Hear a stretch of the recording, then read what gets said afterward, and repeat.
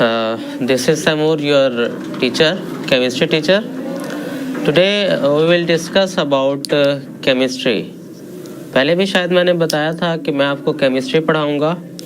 आज हम officially chemistry को स्टार्ट करने जा रहे हैं, 9th की केमिस्ट्री को फॉर फेडरल बोर्ड.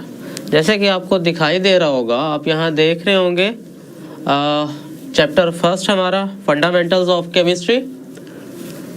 उसमें हम सबसे पहले केमिस्ट्री की डेफिनेशन देखेंगे और first topic branches of chemistry, उसके बारे में हम बात करेंगे. टॉपिक स्टार्ट करने से पहले ये बताता चलूँ, हम चैप्टर नंबर 1 में केमिस्ट्री, उसकी ब्रांचेस, कुछ fundamental concepts like definitions, basic definitions, इनके बारे में बात करेंगे और कुछ calculations as I told in introduction of full book. तो चलते हैं हम अपने लेक्चर की जानिब. डेफिनेशन केमिस्ट्री की. केमिस्ट्री है क्या? शायद पहले बताया था, chemistry is a mystery of chemicals. Chemicals को समझने का नाम केमिस्ट्री है. तो by definition chemistry is a branch of science that deals with the study of matter, its structure, composition, properties and reactions.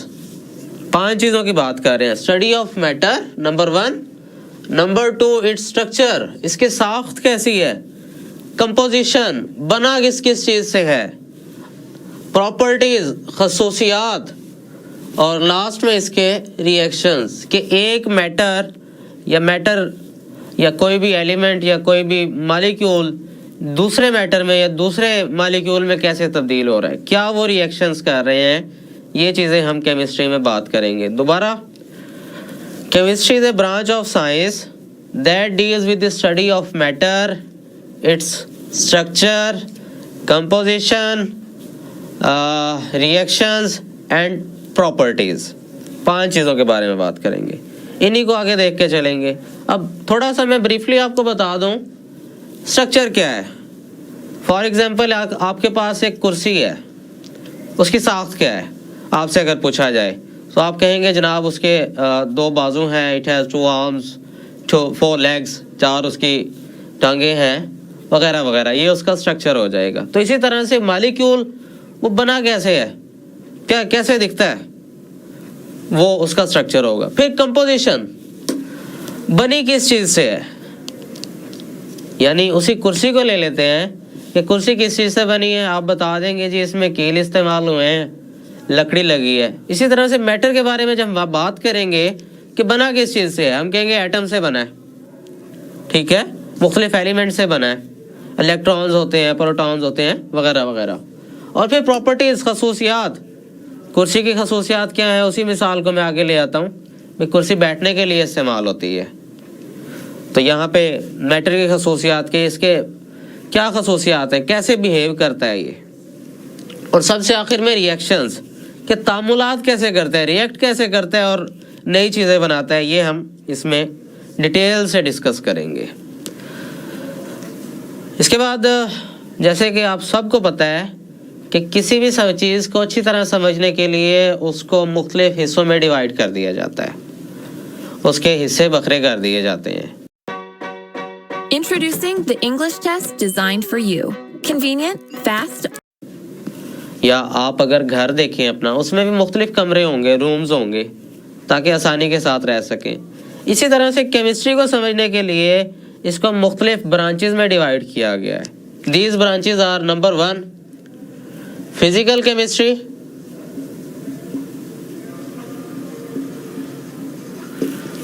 पहले नंबर पे फिजिकल केमिस्ट्री, दूसरे number पे ऑर्गेनिक केमिस्ट्री, तीसरे नंबर पे इनऑर्गेनिक केमिस्ट्री,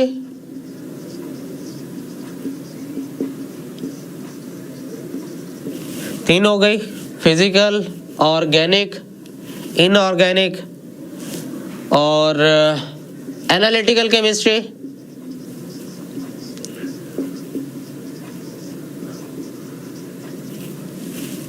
जैसे मैंने कल भी आपको बताया था इंट्रोडक्शन में कि मेरा जो मेजर है, फेवरेट है, वो एनालिटिकल केमिस्ट्री है। फिर बायोकेमिस्ट्री,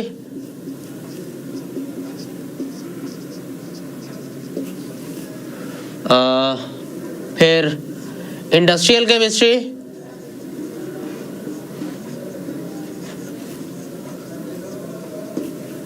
फिर एनवायरमेंटल केमिस्ट्री,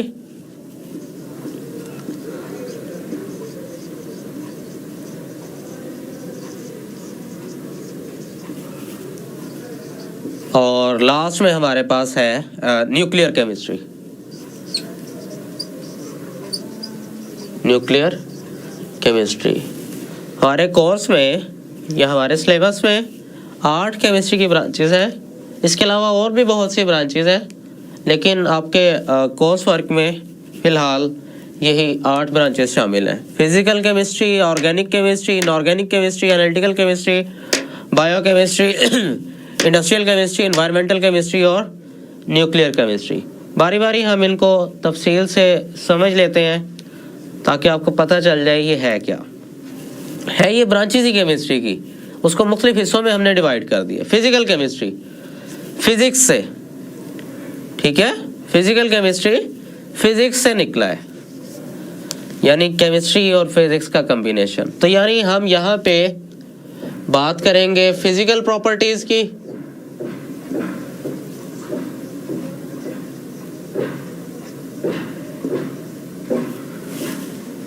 मैटर की फिजिकल प्रॉपर्टीज की, उसके रिएक्शंस की,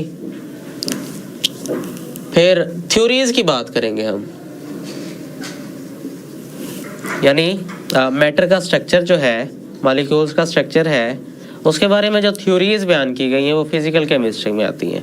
bye definition physical chemistry is a branch of chemistry that deals with the physical properties and reactions related to their theories, यानी ऐसी थ्योरीज जो एटम की या मैटर की फिजिकल प्रॉपर्टीज के बारे में बात करें, उसकी साख्त के बारे में बात करें, वो फिजिकल केमिस्ट्री हो गई। फिर है ऑर्गेनिक केमिस्ट्री, मैं इसको ज़रा नीचे लिख देता हूँ। ऑर्गेनिक केमिस्ट्री हाइड्रोकार्बन्स या कार्बन कंपाउंड्स।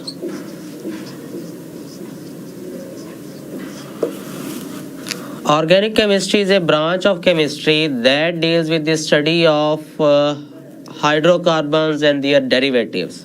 यानी ऑर्गेनिक केमिस्ट्री की वो शाख है जिसमें हम हाइड्रोकार्बन्स और उससे बनने वाले मुख्तलिफ दूसरे कंपाउंड्स का तफसीली मुताला करते हैं। मिसाल के तौर पे आपके यहाँ सुई गैस होगी, सुई गैस जो आपके स्टोव में या चूल्हे में आती है जिससे आप खाना पकाते हैं, उसका फार्मूला CH4 होता है। CH4 यानी मीथेन उसे हम कहते हैं। इसमें देखें कार्बन भी है, हाइड्रोजन भी है। ये हाइड्रोकार्बन है यानी कार्बन का कंपाउंड है। इसकी जब हम स्टडी करेंगे, जब हम इसकी बात करेंगे तो ये ऑर्गेनिक केमिस्ट्री आ जाएगी, ये ऑर्गेनिक केमिस्ट्री कहलाएगी। फिर इनऑर्गेनिक केमिस्ट्री यानी कार्बन और उसके कंपाउंड से हट के बाकी जितने एलिमेंट्स हैं उनकी स्टडी इनऑर्गेनिक केमिस्ट्री या inorganic chemistry compounds and elements other than organic compounds. यानी inorganic chemistry is a branch of chemistry that deals with the compounds and elements other than organic compounds. Organic compounds के अलावा जो बाकी बच जाएंगे उनकी study inorganic chemistry कहलाती है।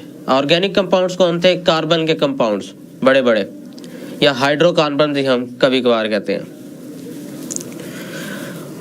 नेक्स्ट है एनालिटिकल केमिस्ट्री। एनालिटिकल वर्ड निकला है एनालाइज से, कॉमन वर्ड है, आप अपनी कॉमन लैंग्वेज में इसे यूज़ करते होंगे एनालिटिकल केमिस्ट्री, एनालाइज को, यानी जांचना, तज्जिया करना। इसको उर्दू में तज्जियाती कीमिया भी कहा जाता है।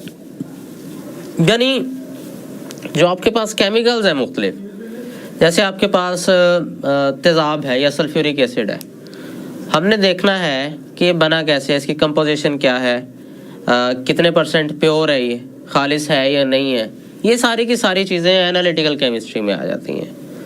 By definition analytical chemistry is the branch of chemistry that deals with the instruments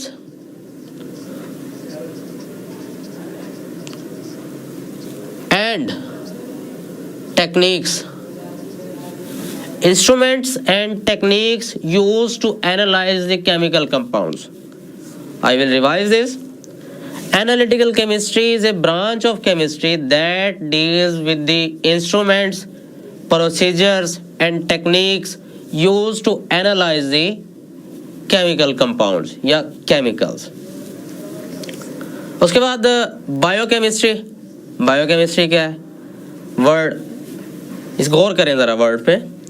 bio, biology से निकला है, केमिस्ट्री, केमिस्ट्री, यानी बायोलॉजी और केमिस्ट्री का कॉम्बिनेशन बायोकेमिस्ट्री। केमिस्ट्री क्या था? केमिस्ट्री थी स्टडी मैटर की, उसके प्रॉपर्टीज़ की, रिएक्शंस की। अब यही चीज़ें अगर लिविंग ऑर्गेनिजम्स में हो, जिंदा जानदारों में हो, हम उसका मुताला करें तो बायोकेमिस्ट्री होगी। बाय डेफिनेशन, इसकी definition, biochemistry is a branch of chemistry that deals with the compounds and reactions occurring in living organisms. Biochemistry chemistry की वो शाख है जिसमें हम कंपाउंड्स का और उन रिएक्शंस का मुताला करते हैं जो जिंदा जानदारों में हो रहे हैं। तो मैं इस तरह से कह देता हूँ, biochemistry is the study of biomolecules, यानी जो जिंदा जानदारों में पाए जाने वाले मॉलिक्यूल्स हैं उनकी स्टडी को हम बायोकेमिस्ट्री कह सकते हैं। उसके बाद है इंडस्ट्रियल केमिस्ट्री। इंडस्ट्रियल केमिस्ट्री, मैं फिर कहूँगा कि आप वर्ड्स पे कंसंट्रेट करें। इंडस्ट्रियल, इंडस्ट्री से वर्ड ओरिजिन हुआ है। इंडस्ट्री, इंडस्ट्री किसे कहते हैं? ऐसी जगह जहाँ पे कोई भी चीज़ बड़े पैमाने पे तैयार की जाए, इंडस्ट्री कहलाती है। वहीं से वर्ड आया है इंडस्ट्रियल केमिस्ट्री, यानी इंडस्ट्री में जो केमिकल रिएक्शंस हो रहे हैं उनकी स्टडी इंडस्ट्रियल केमिस्ट्री कहलाएगी। या किसी भी कंपाउंड को, किसी भी केमिकल को बड़े पैमाने पे तैयार किया जाए वो इंडस्ट्रियल केमिस्ट्री कहलाएगी। तो by definition industrial chemistry is a branch of chemistry that deals with the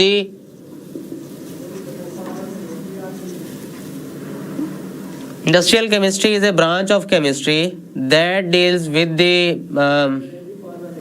production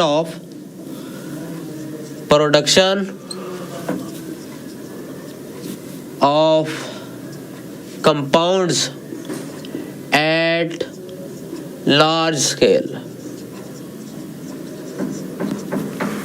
Industrial chemistry is a branch of chemistry that deals with the production of compounds at large scale.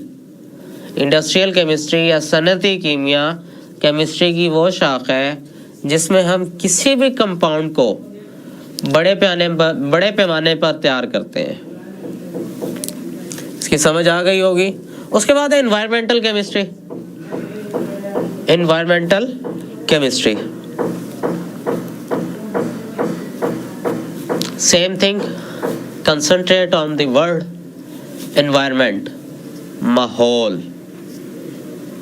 Chemistry यानी chemicals, माहौल का और chemicals का जो ताल्लुक है वो environmental chemistry.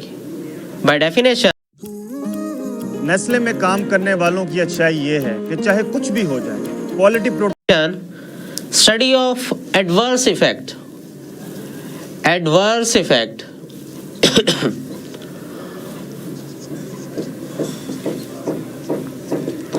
And poisons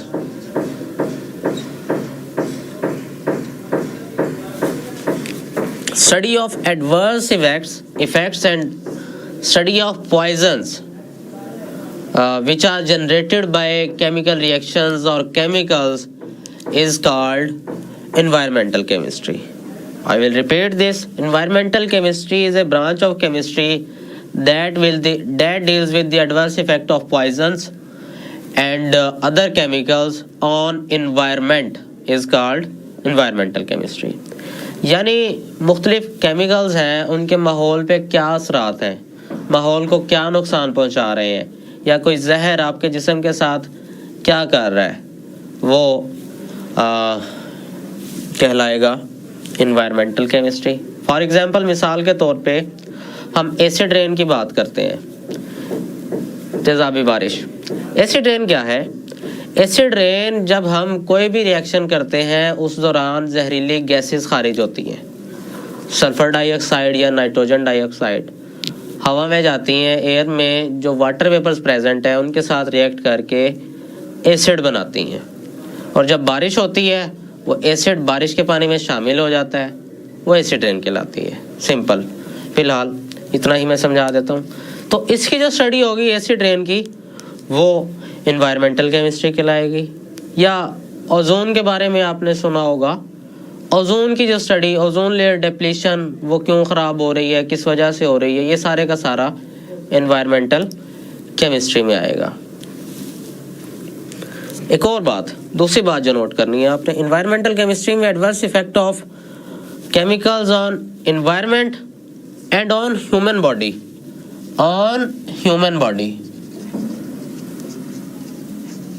में देखिए, अगर माहौल ख़राब होगा तो इंसान पे उसका असर होगा, कोई ना कोई नुकसान पहुंचेगा इंसान को भी, और अगर डायरेक्टली इंसान को नुकसान पहुंचाए वो भी इन्वायरमेंटल केमिस्ट्री में आएगा, क्योंकि पॉइजन्स डायरेक्टली नुकसान पहुंचाते हैं. उसके बाद है न्यूक्लियर केमिस्ट्री, लास्ट वाला, न्यूक्लियर रिएक्टर्स या न्यूक्लियस. वर्ड न्यूक्लियस से जनरेट हुआ है. न्यूक्लियस एटम का जो दरमियानी हिस्सा होता है, ये that is nucleus.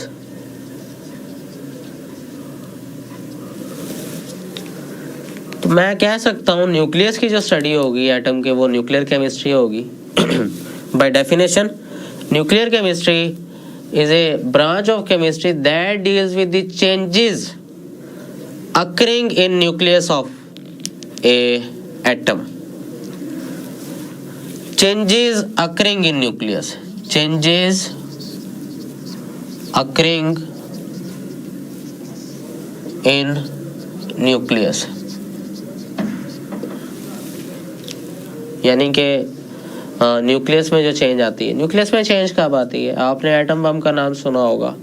Nuclear chemistry को ही इस्तेमाल में लाके हमने एटम बम तैयार किया है, क्योंकि हम उसमें एटम के न्यूक्लियस को तोड़ते हैं.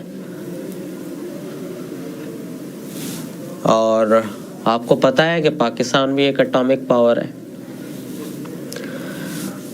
I think that's enough.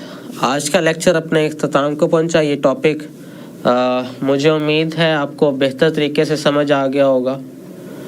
अगर कोई मुश्किल है you can comment on website, और इसके साथ आप कमेंट कर सकते हैं. आई विल रिवाइज दिस, या कोशिश करूँगा नेक्स्ट टाइम अच्छा कर सकूँ.